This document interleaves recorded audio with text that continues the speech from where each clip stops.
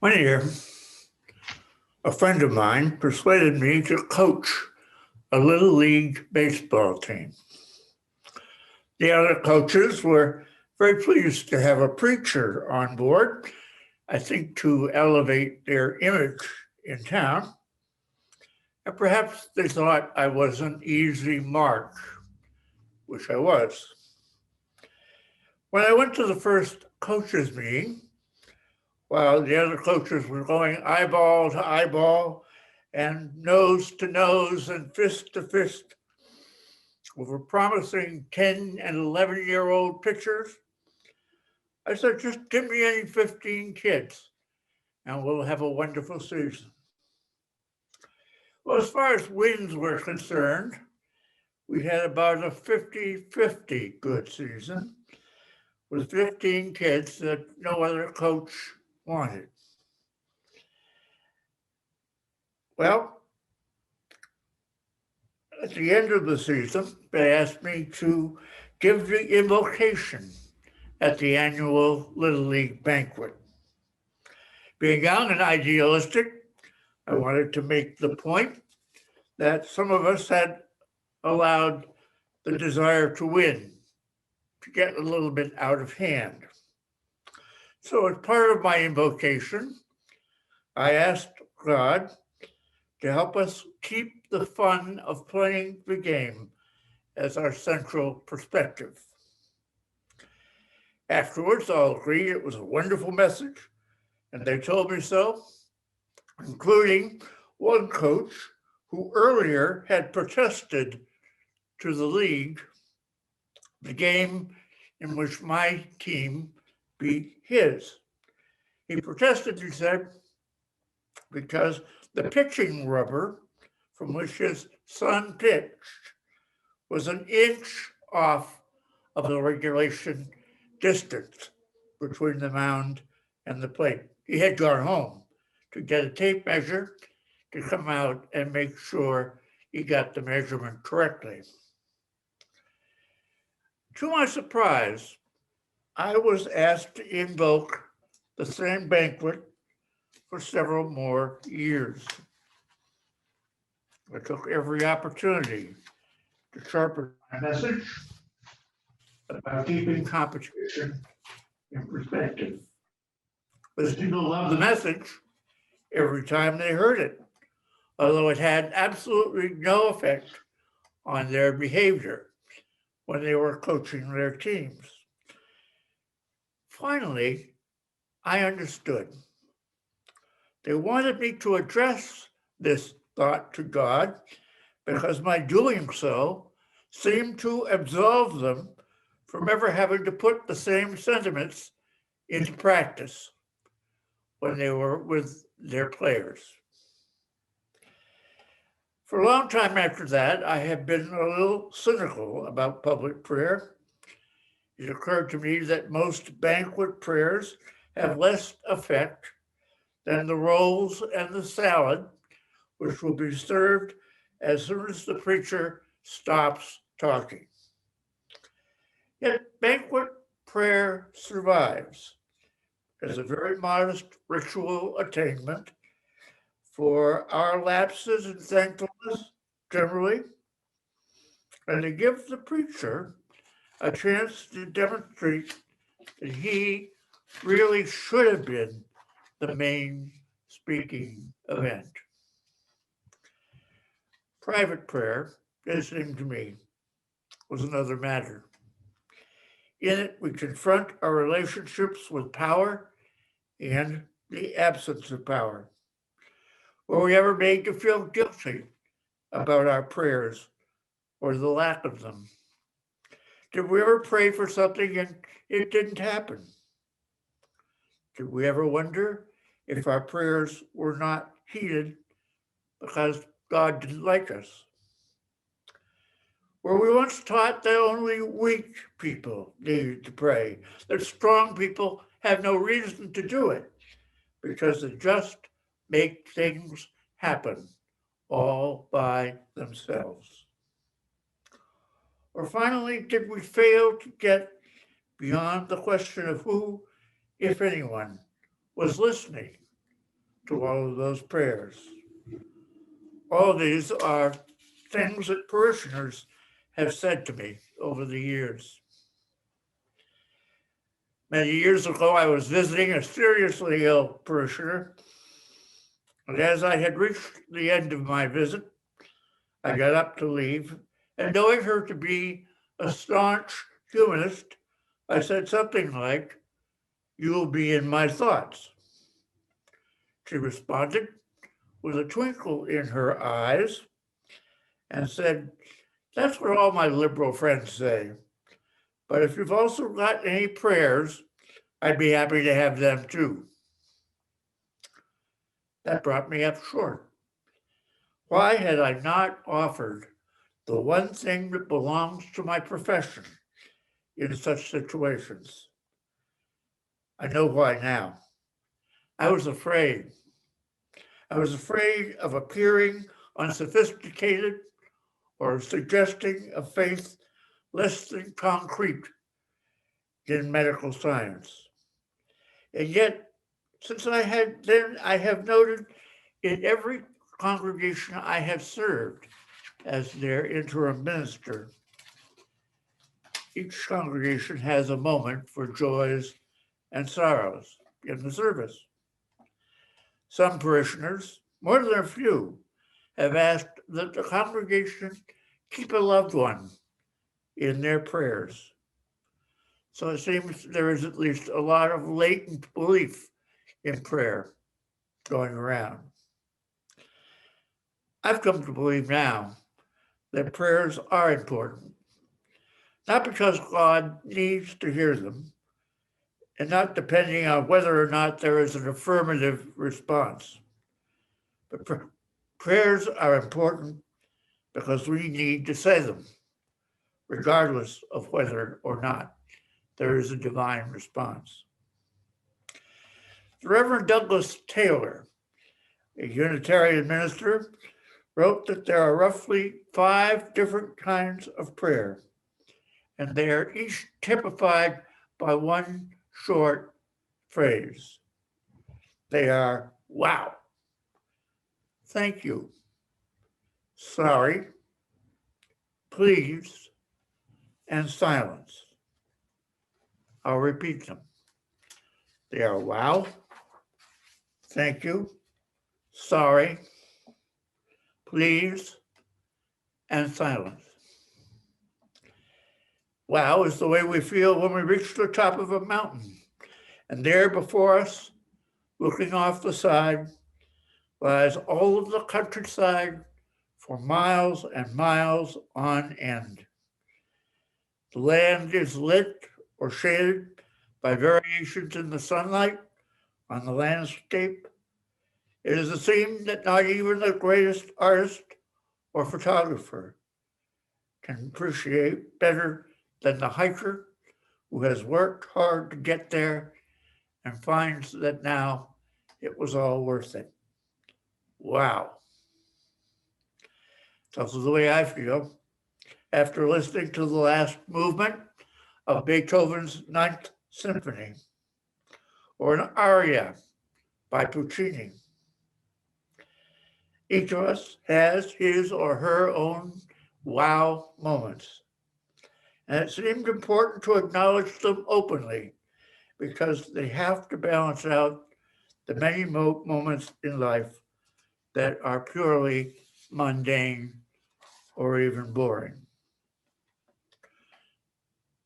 The prayer I often pray includes this phrase: "Give us a heart wide open to all of this joy and beauty, and save our souls from becoming so absorbed in care or so darkened by selfishness that we pass heedless and unseeing when even the thorn bush by the wayside is aflame with the glory of God." The second form of prayer is thank you.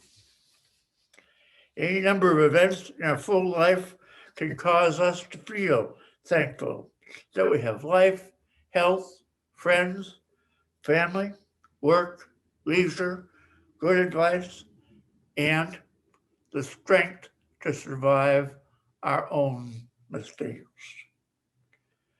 What we may have to be thankful for is not always readily apparent, and that is why we need to acknowledge explicitly those moments and those qualities for which we are truly grateful. Being a family preacher, I am always asked to say grace over our Thanksgiving meals. It is a prayer of thankfulness for the many ways in which a family can be generous, loving, and supportive. Now, I say this prayer knowing full well that I am not always so grateful that all of the people around the table are in my life. But I need to remind myself gently as well as firmly of my family and to remind them of what we are or could be in our best moments.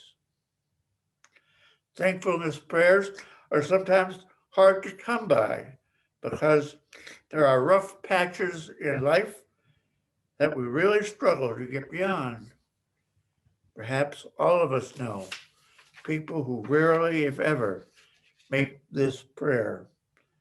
And that is profoundly detrimental to their spiritual and emotional well-being. This is why we have thank you prayers at worship in our hymns, in our readings, in our spoken prayers, and sometimes in our interaction with each other. Morning has broken like the first morning.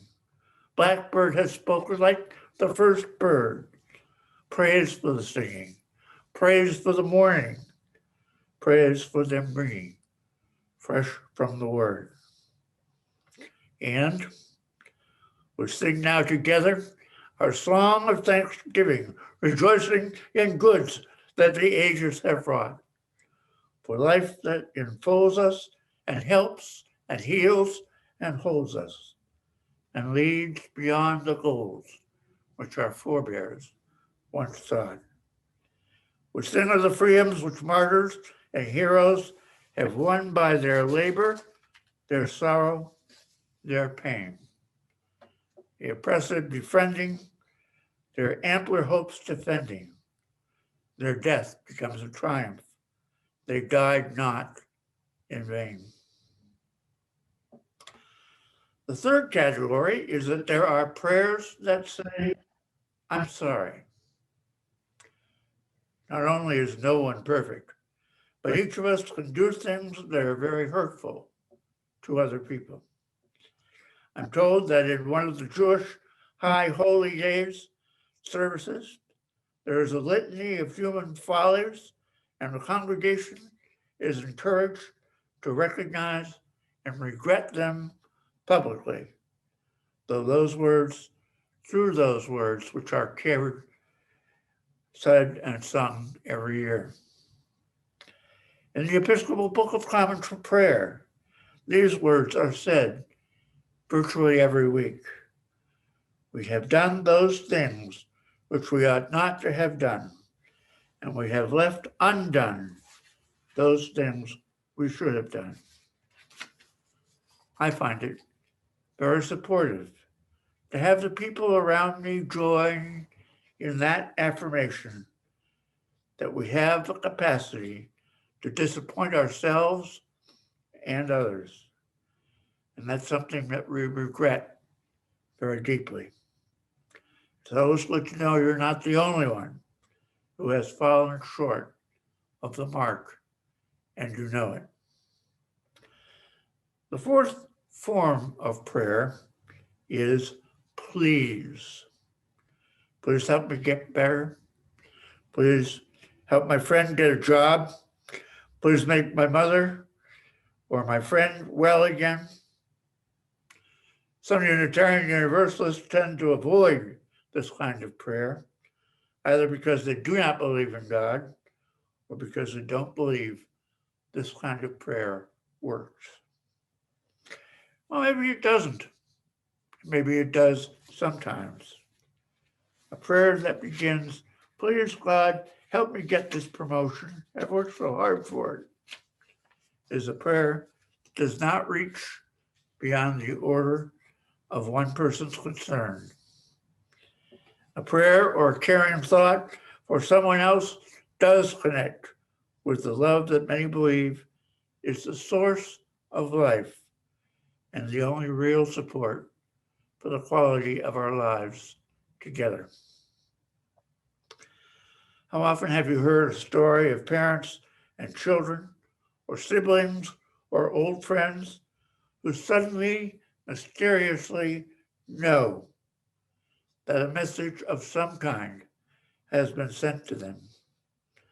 Message is usually that someone they love needs their support.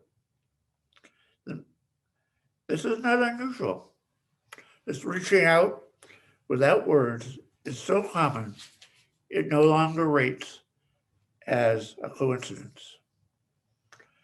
Nor is it unusual for people to sense that someone they love has just said goodbye to them.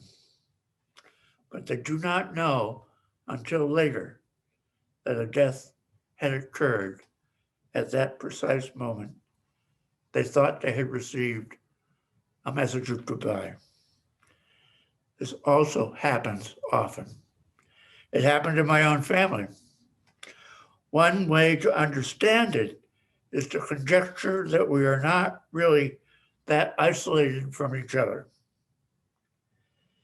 We are connected in often mysterious ways, both by the depth of our caring for this life and for those with whom we have shared it. So if I put you in my prayers, and if you pray for someone, we're both hoping intensely that a misfortune that seems to be looming over someone does not happen. And perhaps that person will not fear. Will it work? We don't know. But it will draw us closer to one another and to the source of life and love that strengthens and upholds most of us. About say how. Thank you, sorry, and please. The final form of prayer is silence. I worked at a Quaker summer camp for many years. Our campers were upper middle class kids from the Northeast largely. We introduced them to daily silent worship for 20 minutes a weekday and for an hour on Sunday. Few of them were from Quaker families, and many had no particular experience with religion or science. Actually, quite a few of them hated both religion and science. But over the course of weeks, most adjusted to it and even requested a meeting for worship at some points during the day or at the top of a mountain when none was scheduled.